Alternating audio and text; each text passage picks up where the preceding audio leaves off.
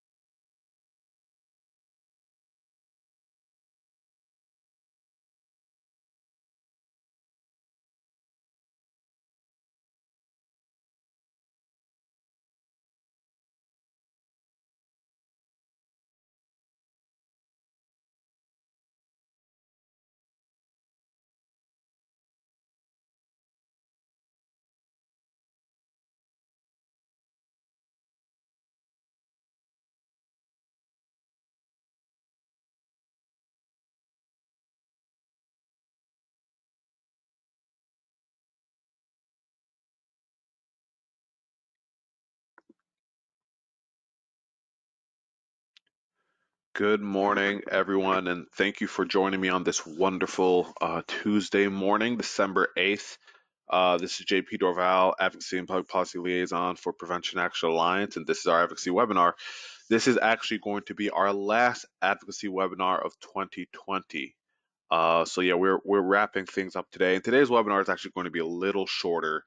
I do not have much to report, but we're going to kind of do a year in review and talk about a few things next General Assembly that I would like us to prepare for. So let's go ahead and get started. So first thing I want to discuss, and you all have heard me talk about these bills numerous times over the last couple of months. House Bill 160, House Bill 669, and House Bill 674. House Bill 160 and House Bill 669, just as a quick refresher, have passed out of the General Assembly. Again, House Bill 160 was that alcoholic ice cream bill, which ended up becoming a liquor laws bill and had language on outdoor refreshment areas and things of that nature. Just a few slight things, nothing that our group or Prevention Action Alliance was too concerned about, but there were slight expansions in outdoor refreshment areas and other things of that nature. And I do know that there have been pushes at the local level in multiple municipalities regarding outdoor refreshment areas. I got a couple asks about that over the last couple of weeks. So if that's happening in your community and you want to know the steps you need to take to advocate for good prevention messaging or other things like regarding signage and law enforcement inclusion when it comes to the creation of those outdoor refreshment areas, feel free to send your requests my way. One thing I will say, the way that Ohio law is currently written, a lot of the decisions regarding outdoor refreshment areas, the signs that they have to utilize in order to delineate the boundaries and in order to say, oh, you can drink here, you can't drink over here, or this is how we can tell you're participating in outdoor refreshment area. A lot of those rules and regulations are done at the local level. So if for some reason uh, your municipality is saying, well, this has to be done at the state level, like we can't, change it. That's not true. It's all done at the local level. The state just allows for there to be DORAs. And also when it comes to where that those fees and money goes, that's another thing done by the state. But when it comes to the actual specifics and all the health protocols that need to be put in place for an outdoor refreshment area, that's done at the local level. And then you have House Bill 669, which was another alcohol sales bill, but it had the cocktails to go. So just as a refresher, before we got involved, there was just a cocktails to go measure. There was no drink limit. There was no requirement that it had to be purchased with food. None of that. And then also along with House Bill 669, you had the delivery of alcohol through third-party vendors, so your Grubhubs, your Uber Eats delivering mixed drinks. And then you also had the delivery of spirituous liquor directly to consumers via like an e-commerce system. We were able to get the delivery of spirituous liquor out. We weren't able to get many things in regards to the alcohol delivery, but we hope that the requirements for the drink limit and the food requirement will kind of help with that issue. Um, our ideal goal would have been to have some sort of sunsets or an end date on House Bill 669 so that it's not a permanent measure. And that's something that we're seeing across the country, where a lot of states, really the liquor industry, has really taken the narrative of COVID and the impact it's had on businesses and ran with it and are pushing for cocktails to go all over the country. And a lot of the uh, states or cities in question are trying to put in, at least preventionists in those states and cities are trying to push for an end date or a sunset to those provisions. But so far, I have not seen any come to pass. In Ohio, unfortunately, also the General Assembly was unwilling to do that. But, we'll take wins where we can get them. And the drink limit and the food requirement was a win for us. Going back to House Bill 160, another thing that we were able to do in regards to alcoholic ice cream is we were able to mandate that alcoholic ice cream sold in stores have a Surgeon General warning. There is no, well, the limits on the percentage of alcohol in alcoholic ice cream mirror the limits set in law for alcoholic beverages. So it would only make sense that, if alcoholic ice cream has the same alcohol content as a beer, that you would put a Surgeon General warning on there. And that was not something that was in the bill before. So small wins, but we're trying to make change. We're trying to make a difference. And lastly, we have House Bill 624. This is the final bill, alcohol bill, that the General Assembly is looking at currently. For those of you who are used to tracking legislation and seeing what the General Assembly is doing, I'm sure some of you saw that there's House Bill, I believe, 237, which is just about the spiritus liquor delivery piece that received its first hearing recently. But again, it's its first hearing. We don't have enough weeks left in the General Assembly for that to move, and it seems like the industry, at least the distilleries within the industry, have kind of given up on using 669 or 674 as a vehicle to get that e-commerce spiritus liquor delivery piece out of this General Assembly. Now again, House Bill 674, there's a hearing tomorrow. Uh, no one really knows what the amendments or substitute bill is going to look like.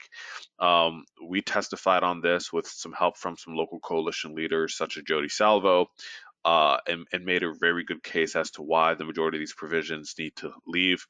As a refresher for that, House Bill 674 has the potential for 24-hour sales if a liquor permit holder receives a license through a local option vote. It has the permit for a 2-hour last call extension.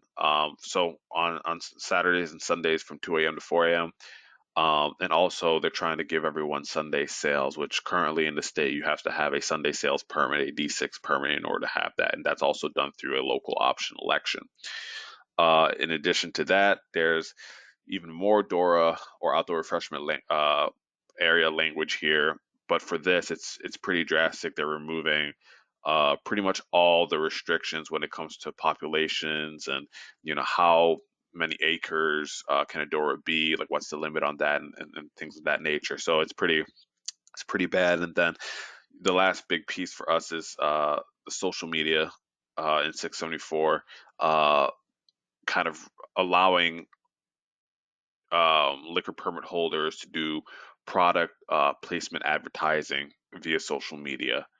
So your breweries saying, "Hey, we have this Christmas ale that's in," and then communicating that product placement through social media.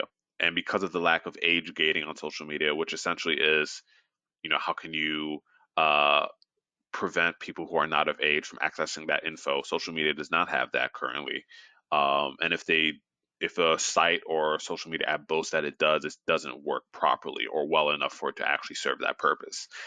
Because of that lack, really any language expanding social media is bad language.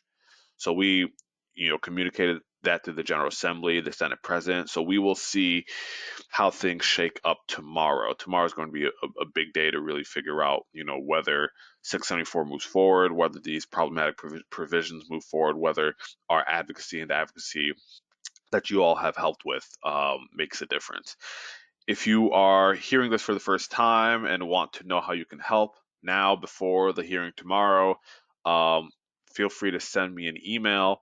My email is jpdorval@preventionactionalliance.org, and it'll be on the final slide. But we still have time to call. We still have time to send emails to urge our opposition to 674 and the potential provisions. But again, we will see how the bill shakes out tomorrow. So those are bills that Prevention Action Alliance have really been focused on recently since COVID started. And kind of tracking back a little more, but also looking a little forward ahead. We do have a bill that we push for, Senate Bill 340, that is receiving its second hearing tomorrow. So it's an FASD signage bill. It would require that places that sell alcohol, so liquor permit holders, display a warning about fetal alcohol. It says syndrome, but we're trying to get a language change so that it is fetal alcohol spectrum disorder, because that is the spectrum. Fetal alcohol syndrome is within that spectrum, and we want to make sure that we do justice to the others within that spectrum as well. But it's receiving proponent testimony tomorrow. It's actually an all testimony situation, so you have proponent, opponent, and interested party. Since we are at the end of this General Assembly, it doesn't look like this bill is going to pass forward. But then again, we did introduce this bill in the fall. So the fact that we're already receiving 2 hearings is pretty good. And we have received interest also in the House. So next General Assembly, we're looking to reintroduce this both in the Senate and the House, and hopefully we can get this passed out within the first part of the year. So keep a close eye on that. Prevention Action Alliance, I'll be testifying in support of this, along with a few stakeholders and supporters from local coalitions. And then we have, kind of going back, House Bill 12 did pass out this General Assembly, and that created the Ohio Children's Behavioral Health Prevention Network Stakeholder Group. It's a mouthful, but essentially it's a state level um, stakeholder group that's supposed to look at behavioral health prevention issues and provide some guidance on how the state needs to deal with those and provide a report. It's similar to other focus groups in the state where they meet and then they provide a report to the General Assembly, to the governor, and then they create or outline policy to match that report and to address the issues within that report. So we'll see what this group comes up with, but they're relatively new, so it's going to take them some time to come up with those recommendations.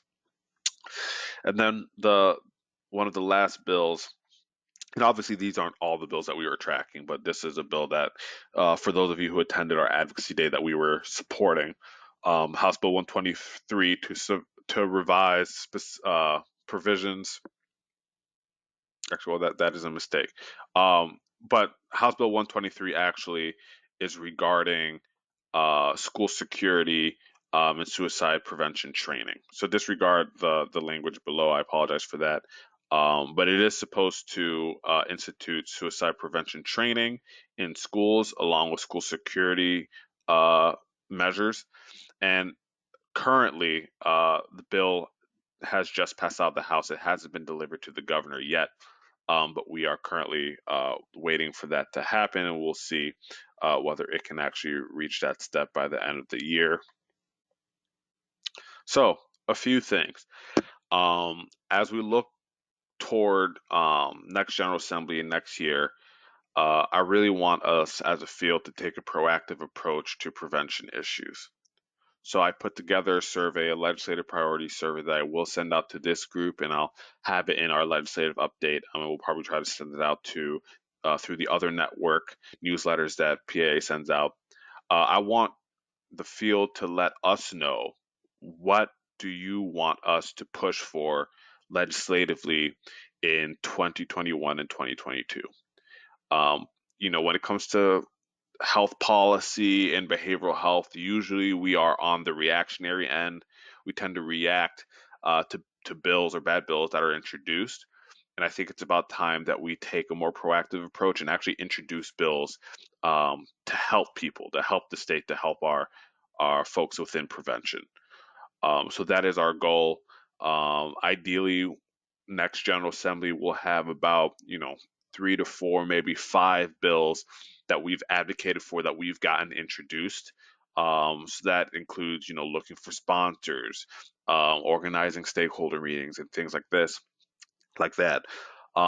Senate Bill 340 is one of those bills. It's a bill that we're going to reintroduce, and will probably be within that 5 that I mentioned just a second ago. But we're looking for bill ideas. You guys are the experts. You guys know what the field needs. You guys know what folks in Ohio who are suffering from substance misuse or mental health issues need. You guys know the gaps within our system. So anything that you all can come up with, whether it's a bill that is currently in another state that you guys want us that you want Ohio to introduce, or whether it's a brand new idea that you and a couple folks from your organization or your community thought of that you want to see is viable, put it in the survey, let us know. And based on the types of responses and how many responses that we get regarding a specific issue, we'll move forward to tackle that. Obviously, resources are limited and time's limited, so that's why I'm aiming for about 3 to 4, maybe 5 bills that we're really going to push to get introduced. Because in addition to those bills that we fight for the introduction of, there's going to be bills that we need to fight against that the General Assembly introduces. So I want to make sure that we have the capacity to handle both. So I will send that out after this webinar, and you'll see it within the newsletters that we send out for the remainder of the year. I'll probably include it during our advocacy day or advocacy week this coming year, which is going to be in March. And you'll see info about that coming shortly within the next couple of weeks. But yes, so keep an eye out for that. Please participate. Please let us know your thoughts. And last thing that I want to highlight, there's a new online resource that the Ohio legislature created for individuals such as yourselves. So, as the Advocacy and Public Policy Liaison, as a registered lobbyist for Prevention Action Alliance, I have access to a resource called Gongwer. It is an internal news service that really helps with tracking legislation. It is a paid service that Prevention Action Alliance pays for, um, and it is quite expensive. And because of that, it's very difficult for everyday citizens, everyday constituents to track bills, to figure out, if you're interested in the policy area, what's happening, or if you're interested in seeing a committee, what's happening. So because of that, it's hard for everyday citizens to really figure out the day to day, especially because the General Assembly tends to run on a last minute schedule all the time. So, even for me, with all the resources I have available, I won't hear about hearings until the Friday prior for that coming week, and sometimes even over the weekend. But this resource that they created is a free service that anyone can sign up for, and it will allow you to track legislation and really get the week to week notices on what's being heard where, what's happening in the committee, what's happening uh, for a specific subject area. So I do want to highlight that a bit more, so I will put that on your screen shortly, so bear with me.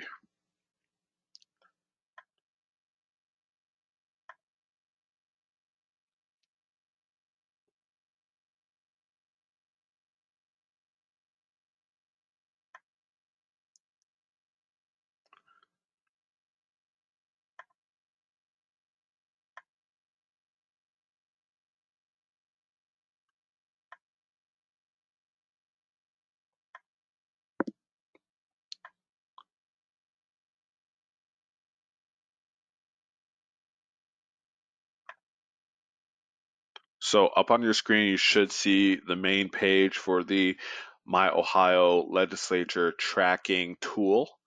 Um, Anyone can sign up, and I'll actually put the link to this in the chat for you all so that you all can do this in real time.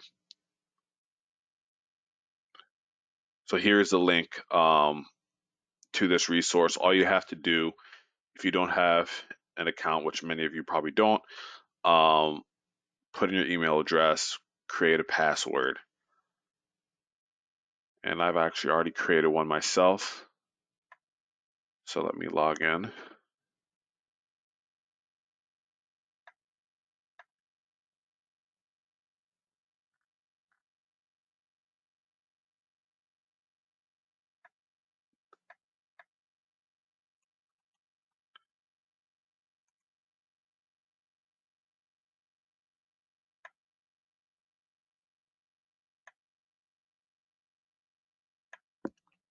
Okay. So now I'm logged in, and you'll see this is the main dashboard. As you can see, when it comes to committee activity, I'm tracking Senate Health and Human Resources. I'm tracking Senate Agriculture and Natural Resources. You can see the notice. You can add the committee hearings to your calendar. It's pretty great. You can track legislation. You can track committees. You can track legislation by number. As you can see, I have House 694. You can track it by subject. Now, I will say that this is a relatively new resource. So if you sign up and you have some recommendations or tweaks that you want to see made, or you are a bit concerned about timing, just let me know. And I can send it to the IT folks within the General Assembly to put some asks in to see if they can fix some things. But and for some reason that's not working. But as you can see, they have the hearing times up there, and these are the correct times for both. Um, and it's a free service. So I highly recommend that you all sign up for it. And since it's relatively new, I'm sure as time continues, especially going to next General Assembly, it will become even better and better and more of a tool for everyday advocates. So if you have any questions about that, just let me know. Other than that, that is all I have for you all today. Again, this will be our last legislative webinar for this calendar year. If you have any legislative questions, any uh, updates that you want to hear about, any questions about things happening at both the state and the federal level, because I do track that as well, just let me know. Let me get back to the slide here.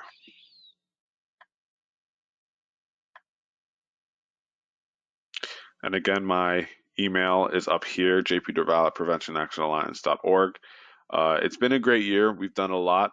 For those of you who have been, on these every month, I thank you for your support. I thank you for your participation. Um, we advocated for the K through 12 prevention funding and the student wellness and success funding in the budget at the beginning of the year.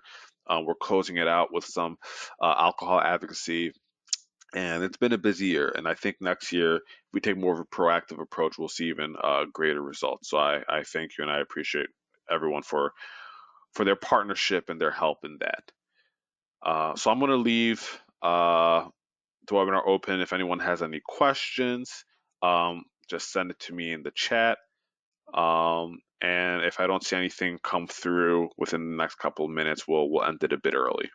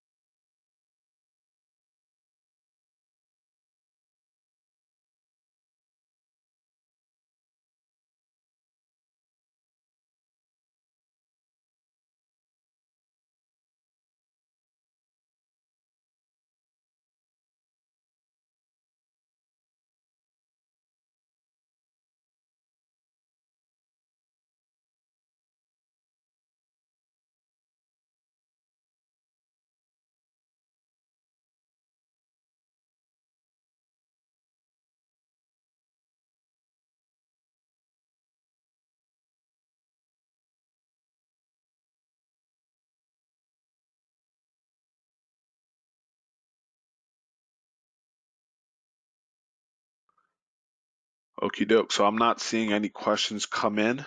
But again, if something comes up, my email is up here. I know we are currently working from home, at least Prevention Action Alliance is, but if you still give me a call on the number on the screen, and leave a voicemail, that goes directly to my personal cell phone. So I'll get back to you pretty quick if you do it that way as well. Again, thank you everyone for your participation. Thank you for a wonderful year and a wonderful 2 years of this General Assembly. We got some things done. Looking forward to next General Assembly. Looking forward to being more proactive next year. Have a wonderful holiday season. Have a wonderful New Year's. Um, Stay safe out there. COVID is still a threat, so please be safe as you meet and you know hang out and stay with your family, friends, and loved ones during the holiday season. So thank you, everyone, and we will see you in 2021.